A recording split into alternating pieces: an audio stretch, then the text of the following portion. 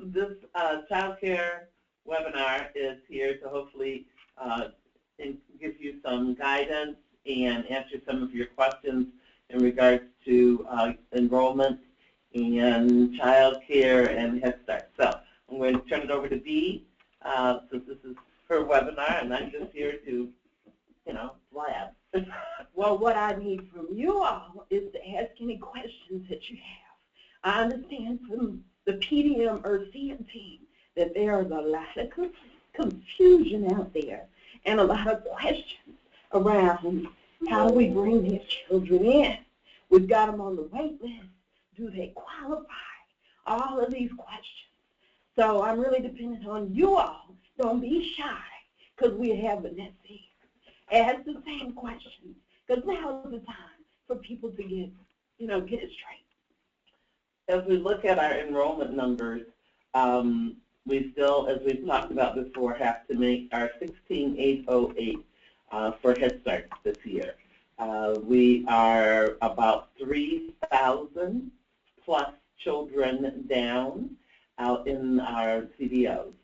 So we're looking to you to help us get those numbers up.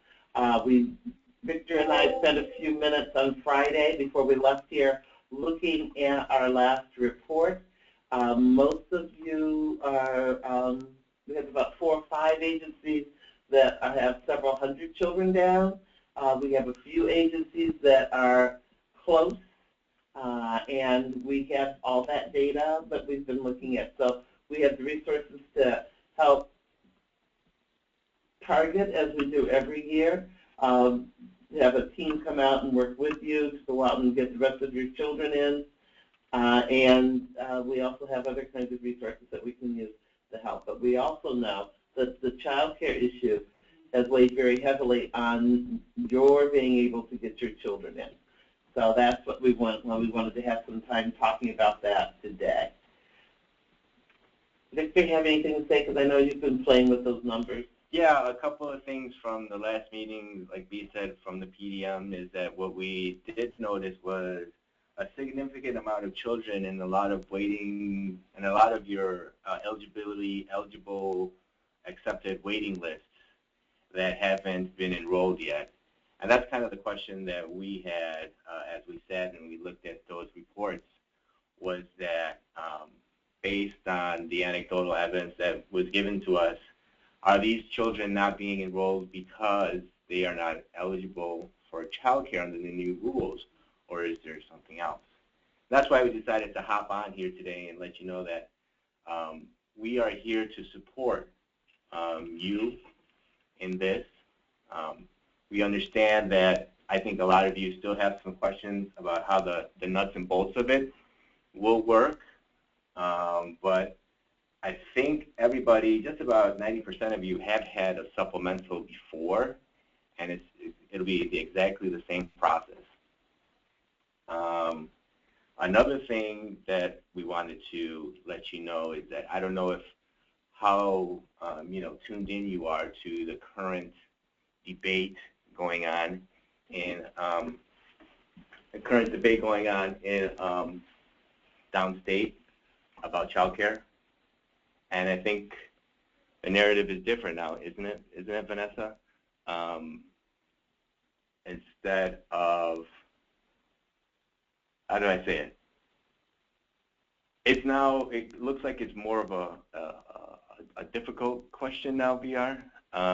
It's more of a moral kind of debate now as to whether or not necessarily those who need it, but need it under certain conditions. Victor's such a gentleman. The debate in regards to fraternity and making that a requirement that is part of what Victor is also is included in that conversation.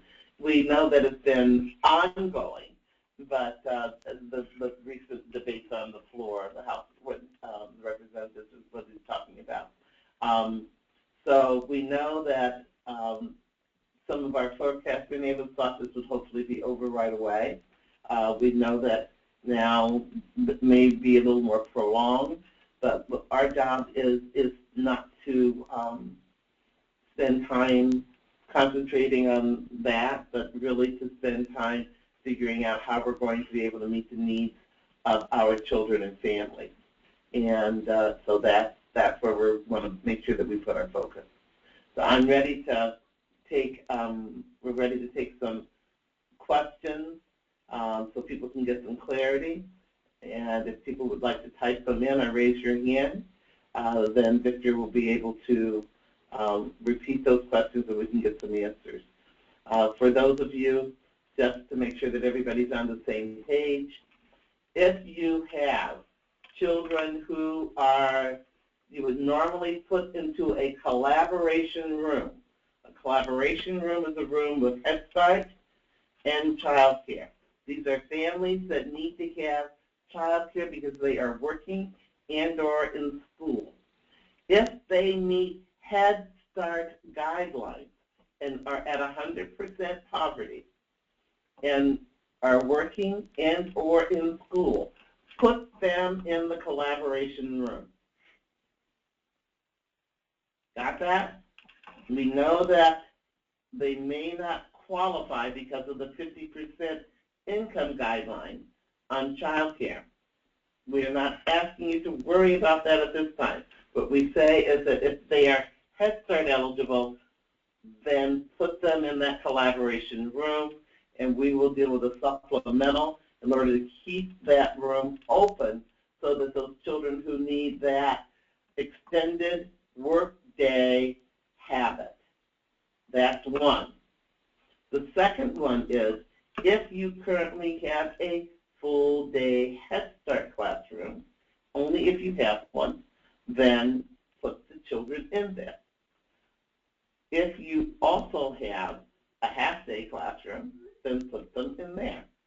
We need you to get the children enrolled. I understand everyone's hesitancy, and especially when we're looking at partner sites. But again, if that child is a Head Start eligible child who needs the support of child care or needs that extended day, that's what we will be dealing with. Are there any agencies out there that haven't completed the rollover? Because I know that was causing some issues. Victor, do you know if everybody should have completed it. All right. Mm-hmm. So the other piece that we can only figure out, first of all, we want to figure out why those children are eligible who are on the wait list and aren't put in the classroom. That's number one. We have enough children that would bring us at least within spitting distance of making our goal, our enrollment goal. So that causes us some concern. The second part of it is that there is also some confusion floating around out there, and I just want to make sure people hear this from me directly. We are not changing the Head Start rules. So if people have lists of children who are well over the Head Start income guideline and are asking for a supplemental to support those children, that becomes another issue because we have two pieces there. We have to deal, we are not waiving your Head Start eligibility. If they are eligible and you need child care for those children, that's a different conversation and we will have that with you. But don't confuse the two. Don't write to me asking for an over income for those children in order to enroll them, because we will treat that over income the same way we treat any Head Start over income. That doesn't change because of the child care crisis. So please get straight on that. Doesn't, you know, and we've always done supplementals no matter what, as Victor said. So if you need a supplemental, you need a supplemental. But try to keep the pots separate. The Head Start, the supplemental consultant team should have reached out to many of you already. We met with them, I think, about 2 weeks ago, and it's a team of about 3 to 5 consultants to work with you individually on crafting those supplementals. So if they've reached out to you, great. If they haven't reached out to you and they did a kind of a pre-survey of the ones that they needed help prior to this team getting together. But if you said no and you change your mind now, please reach out to Patricia Oji, and I'll send out her contact information to you right now. So this team will work with you on getting that supplemental to us as soon as possible, and work with you also on forecasting for your agency, which I know many of you have already done. Okay? Vanessa? Yeah, well, I know you mentioned earlier that there were only a few agencies out there that hadn't met their enrollment. I'm showing about 12. Oh, no. Oh, So I'm, for us, that may be a few, but it's more than a handful. well, I didn't mean that No. that way. So I wanted to open it up to those particular agencies. You know who you are. To kind of give Vanessa and I an idea of what you're doing, what barriers you may be coming against. This is the time to ask. So we're waiting to hear from you. Actually, I think I meant the other way around. That there are a few agencies that are close, that we have a number, and then we have some that are very far apart. So those that are within spitting distance, if they could make that final push, it would move us greatly. Then we have some that are several hundred children down. So there are a handful of those that have several hundred children down, and most of them are at least within if you could throw it, you could hit it. And we've opened up the, we have a question. Great. We have a question from Laura Rios. She said that their barriers include CPS opening new classrooms in our communities. We understand that they have opened 80 rooms. Families are going to CPS. So the issue for those 80 rooms, and I'm going to make an assumption that those are full-day classrooms, is the reason why families would choose to go there instead of enrolling with at your community-based organization. CPS rooms are still going to be either half-day or a school day, a 6-hour school day. They are not going to be an extended day, so we hope that that's enough of a difference. But let's face it, the truth is that the convenience of having your children all in one location, even though that service may fit better, it may be a better fit for them to be with you for the kinds of services that child and that family needs. We don't always make those decisions for placement based on what may be the best choice. Sometimes it's the most convenient choice. So I understand, Laura, it is an ongoing piece, and hopefully we can do a little better coordination. But no matter what happens, we're always going to end up with that happen, with people making that choice. Follow-up to that, VR, Laura says that we are not hearing that it's full or part-day rooms. They have also been told at least one is taking 3-year-olds to meet their enrollment. Okay, well, my understanding is that the priority is supposed to be for 4-year-olds. And so if they are taking 3-year-olds, at least we can follow up on that push. The other thing is we've also heard of instances where people were told that if you don't enroll your child in like preschool, they won't be coming here for kindergarten. So there are lots of, folks out there who may be doing things that are not policy. so we can find out what that is. But the priority is supposed to be for 4-year-olds. We have a question from Cerezo. First of all, she says, this is not a supplemental request. What we are being faced with is children currently in our 0 to 3 early Head Start program. As they transition to Head Start, we are finding they are now over income for Head Start. These are families we have been serving and intend to continue to serve. We understand there is only a 10% over income possibility. What we are facing this year will exceed this. Do you have any suggestions? No, but I do think that it's something that we can look on a one-on-one with you. Let's see if Craig can take a look at what your over-income threshold is and what we can do about that. Remember that 10% is based on the number of children who are actually enrolled. So if you have full enrollment, that increases your opportunity for you to have more of the 10% block. So we can sit down and take a look at that. It is where we are right now.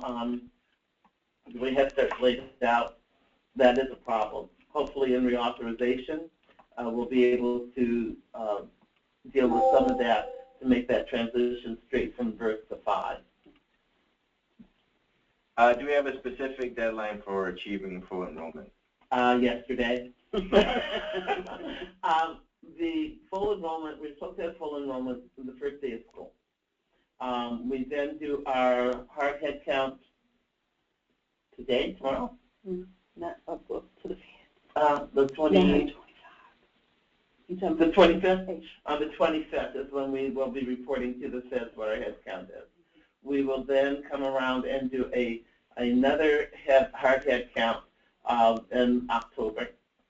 We continue to do enrollment all year long. Last year, we didn't meet our full enrollment until April, which is very late. These are all the reasons that we talked about, again, doing conversion so that we are better distribute the ages of the children that we serve.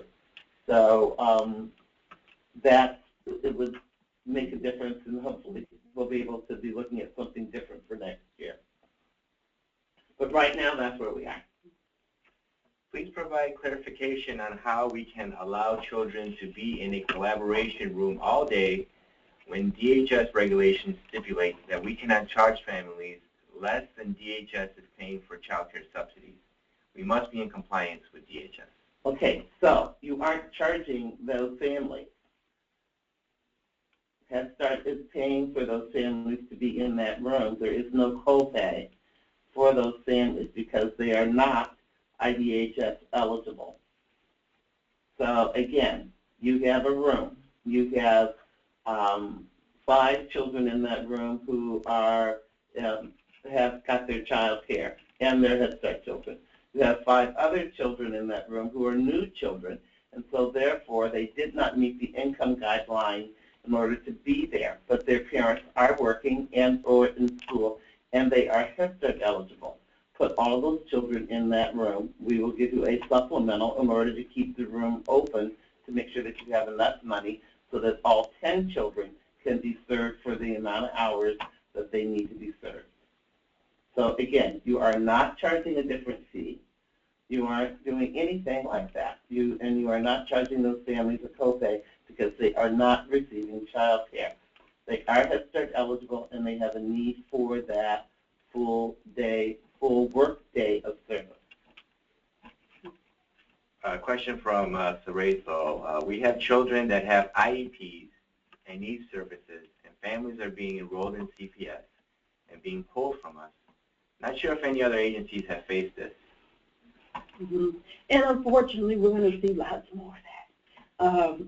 I think we have some things on the back burner that if they go through, we'll see a better outcome with children with disabilities. But what I encourage you all to do is look at the day for that child. Is it the most appropriate placement that they're with us or that they're with CPS? If it happens to be that they're with us because it is an appropriate placement, then maybe look at the day that the child is coming.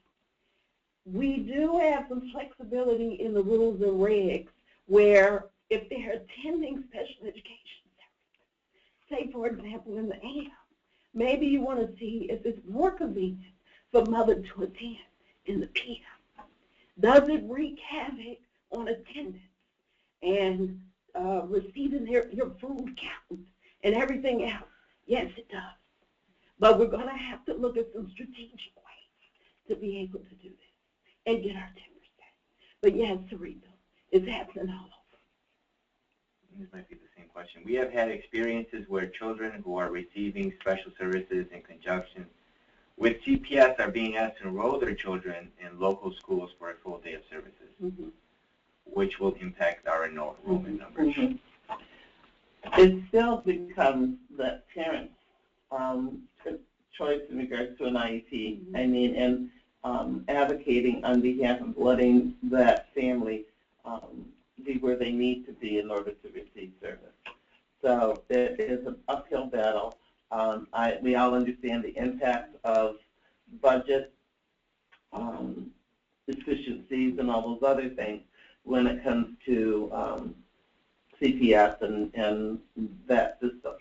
They're saying very clearly is we have these early childhood rooms that we can put a special ed teacher in, and it's cheaper for us to do that than to duplicate that same service at your location over here. So if it's cheaper and more efficient, and in many ways they may believe better for the child, then it is better for them to be put into this room where I already have a teacher than for me to go ahead and hire 2 teachers so that one can be able to provide that additional service. I mean, that's really the bottom line on it. Within those constraints are what we have to try to figure out.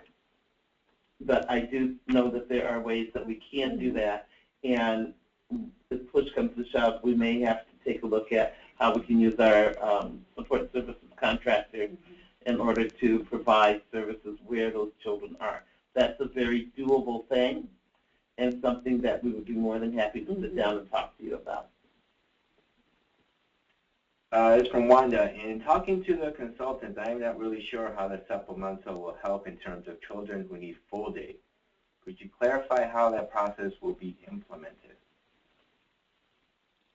So, Wanda, if you have, again, well, I want to make sure everybody's very clear. The mayor's money that we got, the RTL, the $9 million, is not enough money to keep everybody child per child open. This is not supplementing, not supplementing, supplanting dollars. It is not replacing dollars. What it does is it is a supplemental in order to assist in supporting that room. Some of these, that's why we hired the consultant. Some of these will be very easy. I can look at Victor's room, and Victor's room, it cost me $65,000 a year to keep open. I have Victor and a teacher's aide in there.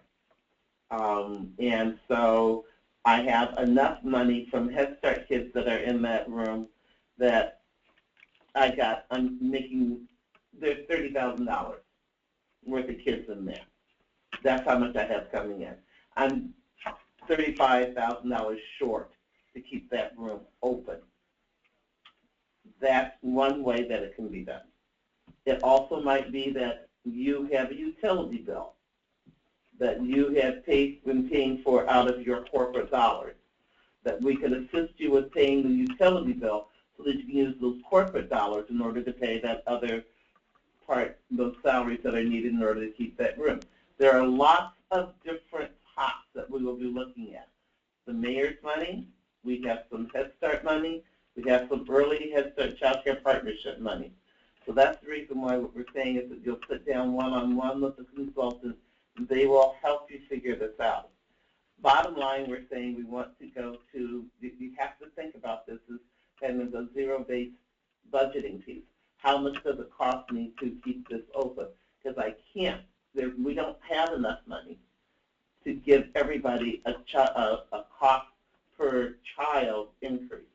We don't have that kind of money. We figured it was going to be $28 million just to try to deal with what we anticipate having people who are no longer eligible for child care to make up that difference. So this is the best way that we can do it. What is the max number of children we will be able to request in a supplemental for? Again, I want everybody to hear what I said. We will not, so don't send me a request saying, I have 12 kids who didn't get child care. That's okay. I cannot give you that cost per child for those 12 children. What I can do is to take a look at the expenses for those children, for that classroom, and for other services. So it will impact those 12 children. But I am not going, I don't have the ability, and we can get into a whole lot of trouble trying to do that.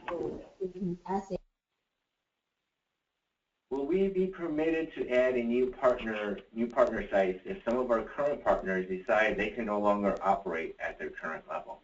Most definitely. But I think that the other thing is that, kind of let us know what's going on with your partner sites there, because you might be able to work something out. Remember, dollars can flow from you to your partner. We're going to go to Tasha. John had her hand raised. Tasha, you're unmuted. You can go ahead and ask a question. Can hear you.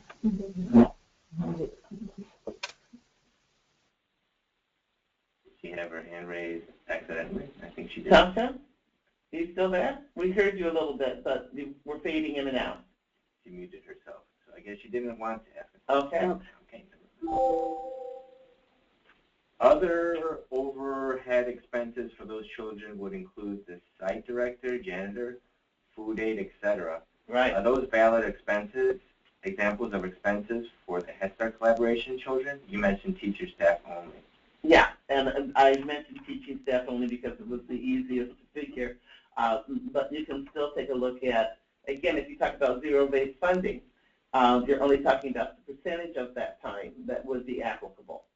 So that is, for a classroom, that isn't very much. So we're looking at that impact. Who can we contact in order to follow the proper procedure to add partner sites? You can contact me. Victor, and he's putting his information up there.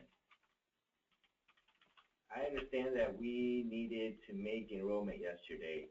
Can you summarize again the planned time frame for enrollment again? We were supposed to have made enrollment on the first day of school. That's what we were supposed to do. That was always was our goal. By the 25th, we have to report to the Fed.